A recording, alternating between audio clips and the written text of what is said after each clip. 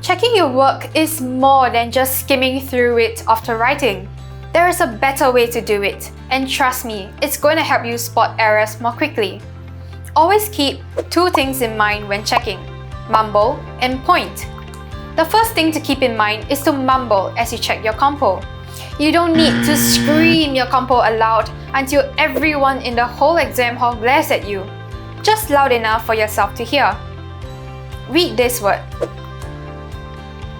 This word doesn't exist in the dictionary. The correct spelling is spectators, which refers to a live audience watching a live show or game. When you read a word out, your brain will automatically process any missing syllable in the word.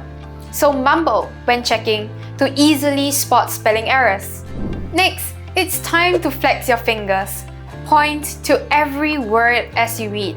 That way, you won't miss out on any written word or sentence. You can also use a ruler or a highlighter, but remember, don't make a mess of your script. Last but not least, at one glance, does your compo look legible?